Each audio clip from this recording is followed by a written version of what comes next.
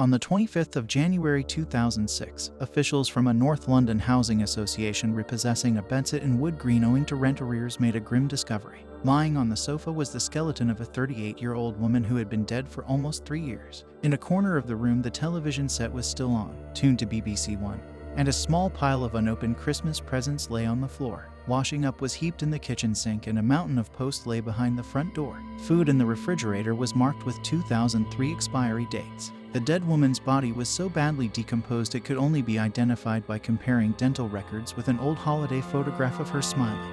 Her name was revealed to be Joyce Carol Vincent. I first heard about Joyce when I picked up a discarded copy of The Sun on a London Underground train. The paper reported the gothic circumstances of her death. Woman dead in flat for 3 years. Skeleton of Joyce found on sofa with telly still on, but revealed almost nothing about her life. There was not even a photograph of her. The image of the television flickering over her decomposing body haunted me as I got off the train onto the crowded platform. In a city such as London, home to 8 million people, how could someone's absence go unnoticed for so long? Who was Joyce Vincent? What was she like? How could she have been forgotten? News of Joyce's death quickly made it into the global media, which registered shock at the lack of community spirit in the UK. The story ran on in the British press, but still no photograph of Joyce appeared and little personal information. Soon Joyce dropped out of the news. I watched as people discussed her in internet chat rooms, wondering if she was an urban myth, or talking about her as though she never mattered, calling her a couch potato, and posting comments such as, "What's really sad is no one noticed she was missing, must have been one miserable bitch," and then even that kind of commentary vanished. But I couldn't let go. I didn't want her to be forgotten. I decided I must make a film about her. At this point, all that had been revealed in the press was that Joyce Vincent was 38 when she died, had been born in West London to parents who were from the Caribbean, and that some of her family had attended her inquest. Some reports suggested Joyce was, or had been, engaged to be married, and that before living in the bedsit she had been in a refuge for victims of domestic violence. But she didn't fit the typical profile of someone who might die and be forgotten. She wasn't old without family, she wasn't a loner or an overdose drug addict, nor was she an isolated heavy drinker. Who she was and the circumstances of her death were a mystery. I placed adverts with various publications and internet sites. On a poster on the side of a black cab I asked, "Did you know Joyce Vincent?" Meanwhile, as I waited for any response, I contacted people who were involved with bringing Joyce's story to light. Advertisement. I met Alison Campsey, news editor for the Tottenham and Wood Green Journal, whose journalist David Gibbs had reported on Joyce Vincent's inquest. She told me that while the paper would have liked to have pursued the background to the story, they didn't have the time or money, and that even the BBC with all its resources had tried and failed to run an item on Joyce. In the Three Compasses pub below her office, I talked to Lynn Featherstone, MP for Hornsey and Wood Green, Joyce's constituency. Lynn had urged the police to reopen their investigation into Joyce's death, but they decided there was nothing to answer to in terms of foul play. The coroner recorded an open verdict, with the cause of Joyce's death unascertained. We don't know how big a part Joyce played in her own isolation or whether it was more down to society neglecting her, Lynn told me. Lynn wrote to the local council, the utility companies, and the housing association about Joyce's unpaid bills, questioning why alarm bells didn't ring early, but she either received no reply or little insight. The point is, Joyce Vincent is dead. No one murdered her, and no one seems to care that much. I gather she was very beautiful, which for reasons totally spurious makes it more poignant because we always think beautiful people have everything go their way. On the way to her next appointment, Lynn drove me to Wood Green, to the back of Shopping City, where lorries rumbled in and out of a delivery depot. She pointed to the housing estate above the mall known locally as Sky City, where Joyce had lived and died. I looked at the red brick walkways and tiers of water-stained gray concrete, interspersed with metal grille, indistinguishable from the car park or the shopping center below. I suppose, in a way, we all walked by, Lynn said. As I stepped out of her car, she wished me luck. Dominating the skyline was a round blue sign for Shopping City, a beacon to commercialism. In one of the flats I saw an open window with a billowing net curtain, and I thought of the window in Joyce's bedsit that had been open for the 2 years she lay dead. Insects crawling along the windowsill. The escaping smell of her decomposing body attributed to the rubbish bins below. I walked around to the other side of the complex, to the high street, hectic with shopping activity and traffic. The main door Joyce used to access her part of the estate is here, sandwiched between the usual chain of shops. Inside the entrance I avoided the lift and climbed the empty gray concrete stairs. I walked along a walkway, meeting nobody. In contrast to the hordes of people below, it was desolate. I found Joyce's bedsit, with its glossy green door, at the end of the walkway. With only one neighboring flat, and no flat above or below, it felt architecturally cut off. I knocked on the doors of other flats in the block, but no one answered. I wondered if I would ever meet anyone who actually knew Joyce. Advertisement. The first response to my adverts was from Karen, but it turned out she never knew Joyce. I was a neighbor. I lived on her doorstep. I got my old diaries out. Had I seen her? Had I written about her? All the neighbors, where were we? Why didn't we talk to her? Karen said she had always liked living in Sky City, but that is she lives alone and is the same age as Joyce was when she died. She now worries whether anyone would notice if anything happened to her. Months passed. I spent time in libraries and public records offices, piecing together some of Joyce's history through official records, locating previous addresses and relatives. I managed to track down people who knew Joyce, but they wouldn't talk to me. Then I received an email from Martin Lister, who had seen my advertisement. He wrote to me in the hope that the Joyce in question was not the same Joyce he went out with in his 20s. We quickly established that it was. On the phone he said it just didn't add up. She never drank much, she never took drugs. But the thing that most surprised him, he said, was that she ended up in social housing. I arranged to meet Martin outside Shepherd's Bush Underground Station. In his late 40s, he wore a green Brazil baseball cap and was all friendly smiles. In his local pub I thanked him for seeing me. "Well, I want to thank you," he said, his pale complexion flushing pink. "Therapy is how I feel about it." While he had confided the news of the circumstances of Joyce's death to friends, he was glad to have the opportunity to discuss her at length. They had met in 1985, when he worked negotiating client renewals for a shipping company in the city. Joyce was 20 years old and secretary to his boss. She was always asking me to go for a drink, but it never occurred to me that she was asking me out. I thought, what a shame she doesn't have any friends. I didn't read anything into it. Eventually, Martin went for a drink with Joyce, and they subsequently dated for about 3 years. Afterwards, they kept in touch, on and off, until 2002. Looking back, Martin was unsure if he ever knew exactly what was going on in Joyce's life. You look back and think, I wish I'd asked more, wish I'd understood more. They had good times together. We were always doing something. Martin reminisced, racing at Goodwood, tennis at Wimbledon, classical music, opera. We liked restaurants too. Martin shook his head, baffled at Joyce's outcome. She always wanted to improve her mind. Actually, she told me she'd had elocution lessons and she sounded, I wouldn't say posh, but you wouldn't know she was from London. She just sounded very well spoken, almost BBC really. In reality, she grew up off the Fulham Palace Road in West London, and she used to say, I don't know why people say it's so lovely round there, because it certainly wasn't when I was growing up. Pulling some photographs from a carrier bag, Martin looked at one wistfully before handing it to me. It was the first photograph of Joyce I had seen. I held it carefully, trying to take in every detail. People used to say she looked like Whitney Houston, Martin said proudly. He sipped his wine and looked at another photo. Her hair came from her mother's side. Her mother was Indian. She died when Joyce was young, 11, I think. She had a real bond with her mom, especially as she was the youngest. She had 4 sisters, but I think she was the only one to be born over here. The sisters brought her up really.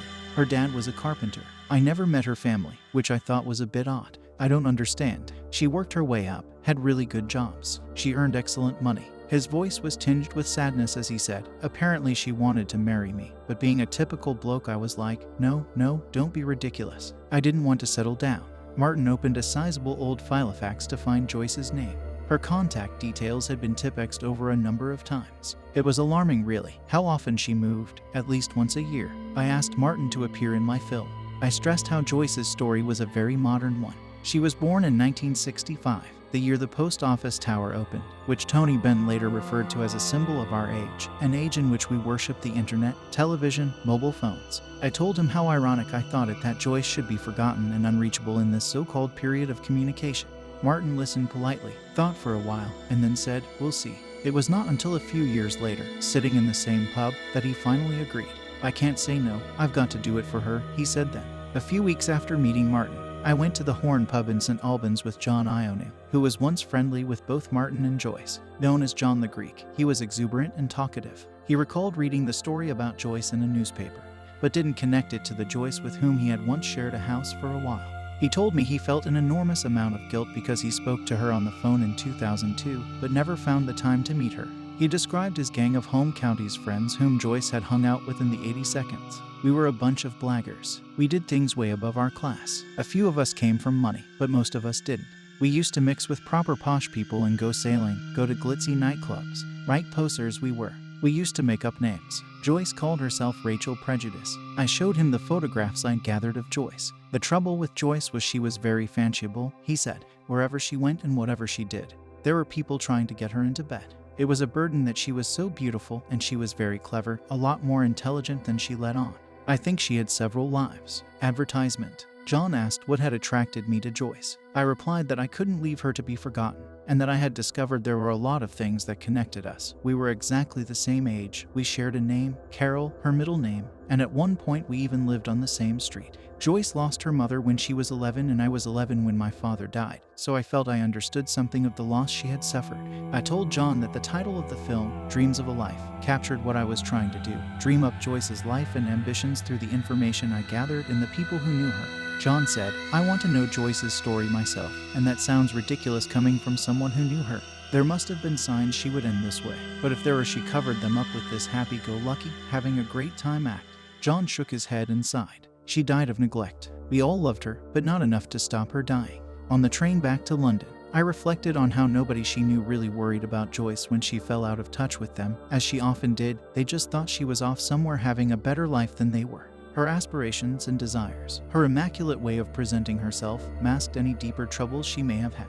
As I continued my research, I tracked down some of Joyce's former colleagues who were willing to appear in the film. Kim Bacon and Dan Roberts worked with Joyce at Ernst Young, one of the biggest accountancy firms in the world. They told me Joyce worked for the company for 4 years and had a very responsible job in the Treasury Department, moving the company's money around. It was during this period that Joyce was engaged for 2 years to someone I tracked down but who wishes to remain anonymous. Her colleagues were surprised when she decided to quit in 2001. Kim said, there do seem to be conflicting stories about what she did when she left. Joyce told some people she was going traveling with 20 people, and others that she had been headhunted. All that is known for sure about what happened to her in the time between her departure from the firm and her death is that she spent some time in a refuge for victims of domestic violence in Haringey. Dan said, I know it sounds odd, but it seems like we're talking about two different people. I just can't connect the Joyce who died to the Joyce that we knew. Kim nodded in agreement. I mean, she gave this impression of being a happy, bubbly person, but it does make you wonder what was really going on. I showed them the Sun article that started my quest. Kim studied the accompanying photograph of the bedsit. The place she ended up living in doesn't tie up with her persona. I always imagined she lived in a really nice Victorian house. Lovely furniture, nice things around her, everything immaculate and perfect. Not somewhere like that. They looked at the photos of Joyce I gathered. This is the sort of thing you'd imagine being on Facebook, Kim said. Dan agreed, but we didn't have Facebook then. It's different now. You can keep in touch with people very easily. Dan looked around the pub we were in, where they used to socialize with Joyce. It's shocking to think that 2 years after she left work she was dead, he said. Kim put the photos down. I really don't understand, she said. She was a very popular girl and I don't know why we didn't keep in touch. I feel a bit guilty about that. As time went on, I received a lot of messages via friends reunited from Joyce's old school friends. All concurred that she was beautiful, well turned out, funny, down to earth, and all mentioned that she loved to sing. One message even urged me to tell the world about Joyce's fantastic singing voice. It was 2 more years before I found Kirk Thorne, a musician and a friend and landlord of Joyce's in the late 82nds. Kirk had once recorded Joyce in his studio. I sat with him in the garden of the same modern house in Wapping that Joyce had once occupied. He told me that since he received my message about Joyce, he had spent hours speculating on how she ended up as she did. I can't understand. She had a lot of friends and a good social life. She was not a girl that came in and sat in front of the telly. If she was white, she could have been a debutante. She was upwardly mobile, a high flyer. Kirk was especially surprised that by the age of 38, Joyce was living without a man. Joyce was the kind of person that would worry most women. She was a threat, good-looking, intelligent, successful, and on a mission for the type of man all women are after. He showed me around the studio he had built at the bottom of his garden. It was here that Joyce once dressed up as a maid and served tea to Captain Sensible, the punk legend.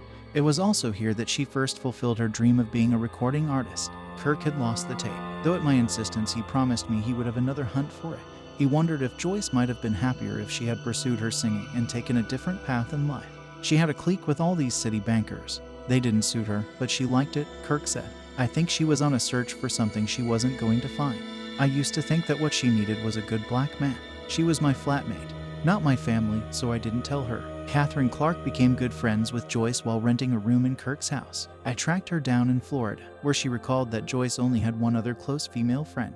Mostly it was men who had crushes on her, men who followed her. There was always a story about a guy that had the hots for her. It was just unbelievable how intense guys would get with her. Catherine said she was not surprised that Joyce ended up in a refuge for victims of domestic violence. Guys would come on so heavy and not let go. I can only think she became isolated from her family because of a guy that she chose. Maybe she was ashamed of the situation she got herself into. To go into a women's refuge, for Joyce, would have been a big thing. I tracked down another of Joyce's friends, the American disco singer Judy Cheeks, who once took Joyce out to dinner with Stevie Wonder. On the phone from the States, Judy said she last spoke to Joyce in the late 90s and found her still looking for Mr. Right. I had no idea where she was heading. It appears no one did. I often thought of her and always assumed she had finally found her ideal husband, had a few kids and was happy. Over time, I received a number of phone calls from Joyce's former boyfriends. Mostly they were calling me for information. So disturbed were they that the Joyce they went out with could have ended up being so overlooked. Most of them didn't want to appear in the film, but were willing to give me snippets of information. Jason, for example, told me that when he met Joyce he was a working class boy from a sink estate, and Joyce was 5 years older than him and wanted to be a pop star. I used to resent her for that. I used to resent her for having dreams. What a fall from grace. Jason told me that before he went out with her, Joyce went out with a baronet and an MP, but he couldn't recall their names. He also thought that Joyce once knew the American soul singer Betty Wright. So I wrote to Betty in Miami. A couple of months later I received a phone call from Alistair Abrahams, Betty's one-time tour manager and Joyce's former boyfriend. Betty had told him about my letter. Stunned by the news, he invited me over to see him in London the following day. In his early 50s, with long dreadlocks swept back behind his shoulders, Alistair showed me into his living room. Originally from Zimbabwe, he delivered his accented words slowly and cautiously as he described Joyce and the 2 years they lived together in the early 90s. There were a lot of exciting things happening to me, and her arrival coincided with a lot of that change, so I used to call her my lucky charm. She was always immaculately attired down to the bows on her underwear. But she wasn't just physically beautiful, she had an aura about her. Alistair explained that Joyce never really talked about her life before she met him. Have you ever seen the movie The Man with No Name? That's how she was. She came with no past. While Joyce lived with Alistair, she came into contact with many of the musicians he knew and worked with. We had great times. We had Jimmy Cliff to stay at the house. Gil Scott-Heron and Isaac Hayes came for dinner. For her it was exciting, vibrant, thrilling. It was a good time. He asked me if I had found out how Joyce had died, but I told him that not even the pathologist came to a conclusion. Perhaps she suffered a fatal asthma attack. Or do you think it was something more sinister? He asked. I replied that Joyce's death would always be shrouded in mystery and open to speculation, but what was more important than dwelling on how she died was to remember her life. I was so committed to Joyce almost in a paternal way. I think that's what she wanted out of a relationship, someone she could rely and depend on. She was a chameleon in many ways. She adapted to the environment she was in. I introduced her to Benny King, and the next day she bought his album. After I'd introduced her to Gil Scott-Heron, when she met him again, she had this wonderful knowledge of him. She was asking him questions about the civil rights movement, and the revolution will not be televised. Alistair recalled the time he surprised Joyce by taking her to Wembley in 1990 to see a Nelson Mandela tribute concert. Something very momentous happened. She met Nelson Mandela. She shook his hand. In fact, I spoke to my brother yesterday, and he thinks he may have seen her at the concert when it was on the TV. I ordered up the film of the concert. Nelson Mandela, International Tribute for a Free South Africa, from the BFI National Archive. I trawled through it, ever hopeful, constantly pausing when I spotted anyone remotely resembling Joyce. After a few fruitless hours, I began to prepare myself for disappointment when the program cut from the stadium crowds to Nelson Mandela backstage, addressing the musicians who had taken part in the show. As he ended his passionate speech, they cheered in appreciation. And there was a cut to a wide shot from the rear of the room, featuring an array of backs of heads. And then I saw her. It was Joyce, unarguably. She turned and smiled at someone behind her, catching the light. Her earrings gleamed.